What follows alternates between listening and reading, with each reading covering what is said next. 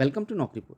Friends, आज हम 13 से 19 जून का करंट अफेयर्स डिस्कस करेंगे, जिनमें हम पीएम धन धान्य योजना, Swachh Survekshan 24-25, nuclear capable ballistic missile, 56th international film festival, skill India and new LG discuss करने वाले हैं। फ्रेंड्स, आपको बताते चले कि हमारा करंट अफेयर्स क्लास आपको एडीआरई, एपीएससी, असम पुलिस और असम गवर्नमेंट की जो भी कॉम्पिटिटिव एग्जाम्स है उसके लिए बहुत ही हेल्पफुल होने वाली है। तो चलिए बिना देर के हुए शुरू करते हैं आज का हमारा करंट अफेयर्स क्लास।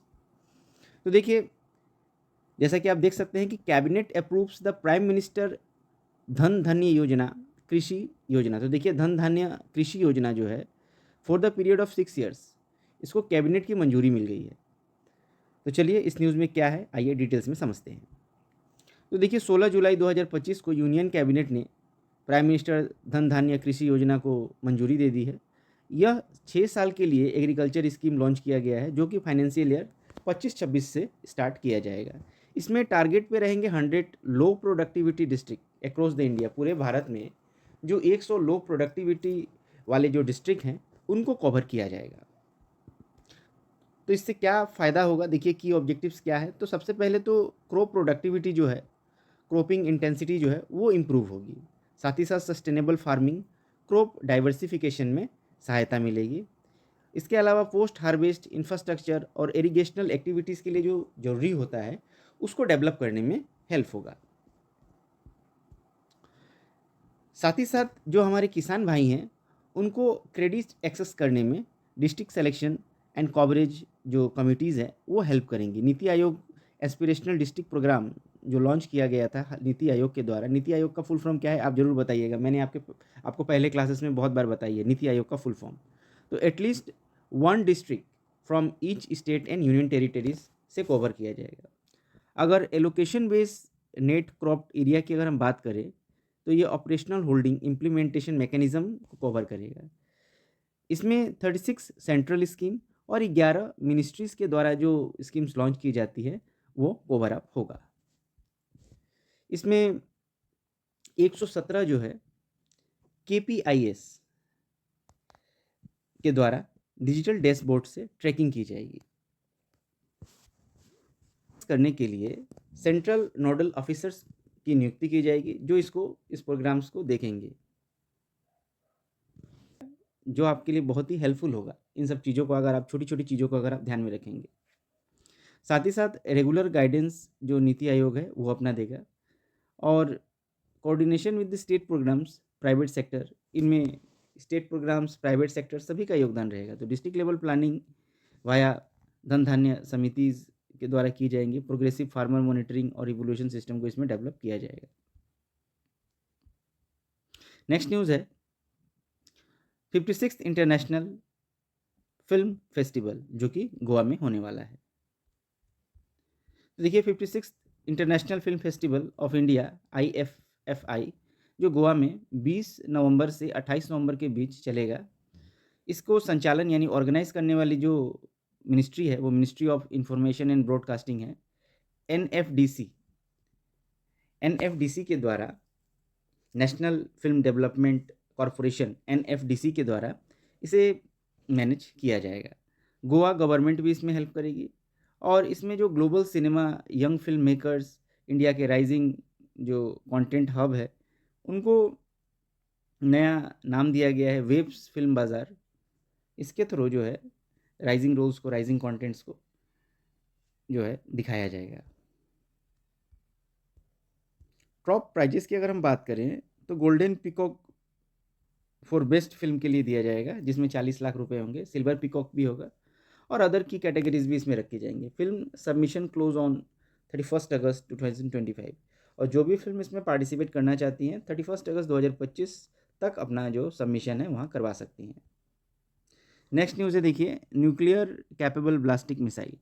तो न्यूक्लियर कैपेबल ये ब्लास्टिक मिसाइल है, आइए इसके बारे में हम समझते हैं। तो देखिए, 17 जुलाई 2025 को भारत ने सक्सेसफुली जो है न्यूक्लियर कैपेबल ब्लास्टिक मिसाइल पृथ्वी 2 अग्नि 1, इन दोनों का जो है टेस्ट किया है। कहाँ किया गया है? चांदीपुरा इन उड़ीसा में। Strategic force command tested validated all operationals and technical parameters.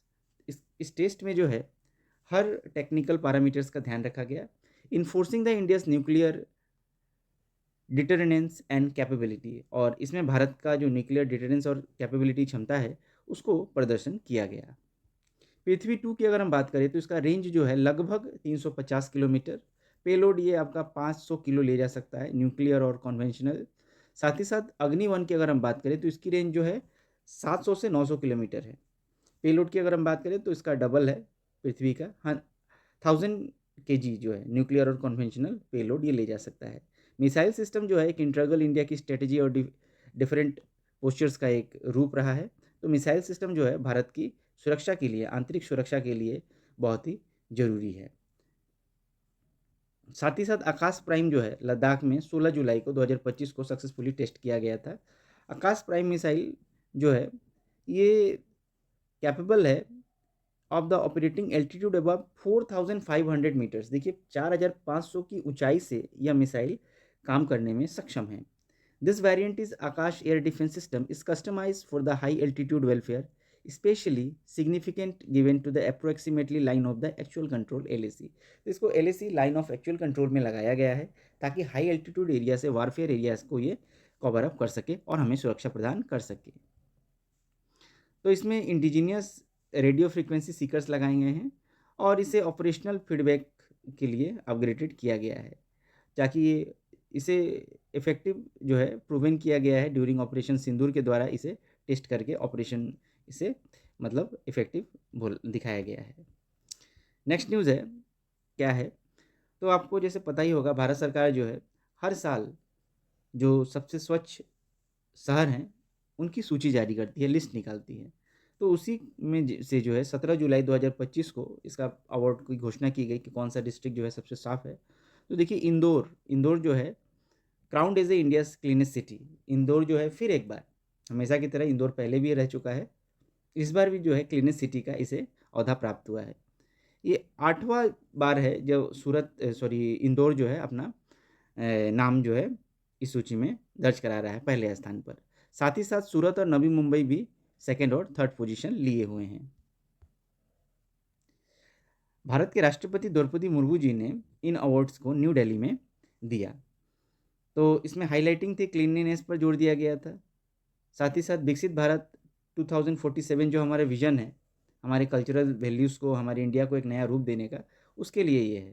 तो की हाईलाइट्स की बात करें तो top 3 cleanest city overall Indore, Surat and Navi Mumbai 3 है। साथ ही साथ ओवर 10 लाख पॉपुलेशन रहने वाली जो सिटीज़ है जिसमें अहमदाबाद का रैंक है पहला, और 3 से 10 लाख पॉपुलेशन रहने वाले नोएडा, चंडीगढ़ और मैसूर, ये 3 जो है सिटीज़ को चुना गया है। 78th award will be distributed across the four category. देखिए 4 कैटेगरी में 78 अवार्ड डिस्ट्रीब्यूट किए गए। इसमें सुपर स्वच्छ लीग सिटी शामिल थे, 3 cleanest city and 5 different population categories. 5 different population category में 3 जो क्लीनेस्ट सिटी को इंक्लूड किया गया था। देखिए कौशल भारत कुशल भारत, स्किल इंडिया। तो स्किल इंडिया के ऊपर ये न्यूज़ है, आइए देखते हैं। तो 10th एनिवर्सरी जो है स्किल इंडिया की मनाई गई। ये मिशन ऑब्जर्व किया गया 15 जुलाई 2025 को, जो कि लॉन्च किया गया हमारे भारत के प्रधानमंत्री श्री नरेंद्र मोदी जी के द्वारा इन 2015। तो ये मिशन का एम क्या था, equip the youth with the industrial relevant job ready skills. तो हमारे युवा जो है, युवा के अंदर industrial relevant job ready skills होनी चाहिए। Over 6 crore youth have been trained. Bharat के 6 करोड़ युवाओं को इससे जो है ट्रेनिंग दी गई है, लाइक PM कुशल विकास योजना, skill India digital hub. 45% of beneficiaries being women, और इसमें 45% जो बेनिफिशरीज है वो महिलाएं हैं। साथ ही साथ SC ST और OBC कम्युनिटी के लोगों को लार्ज शेयर इसमें रखा गया है। तो जॉब रेडीनेस के लिए कॉलेज स्टूडेंट्स को, जिसमें इम्प्रूव्ड 34% 2014 टू 51% इन 2024। देखिए पहले जो था जॉब रेडीनेस जो कॉलेज स्टूडेंट्स में थे, पहले 34% था 2014 की बात की जा रही है, फिर ये 2024 में बढ़ के जो है वो 51% हो गया, और 65% पॉपुलेशन अंडर द 35 और 35 साल के जो उम्र के लड़के हैं उनमें 65% जॉब स्किल्स डेवलप करने का सरकार ने नेशनल डेवलपमेंट स्कीम के तहत टारगेट लिया है। तो यूथ जो स्किल डे है 2025 को सेलिब्रेट किया गया। इसी दिन में youth empowered through AI and digital skill इसका थीम रखा गया था। और यूनाइटेड नेशन ने declared by United nation in 2014, जिसे वर्ल्ड यूथ स्किल डे जो है, जिसे यूनाइटेड नेशन ने ही 2024 में डिक्लेयर किया था, उसी आधार पर इसे भारत सरकार ने आज घोषित किया।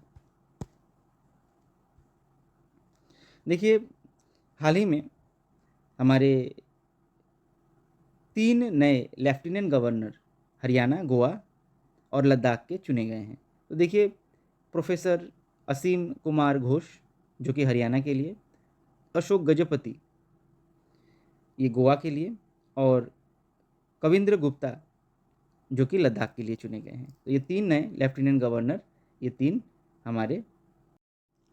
फ्रेंड्स, अगर आपको ये वीडियो अच्छा लगा हो, मेरे द्वारा बताई गई बातें आपको समझ में आई हो, तो काइंडली एक लाइक, शेयर एंड सब्सक्राइब जरूर कर दीजिएगा। Thank you everyone.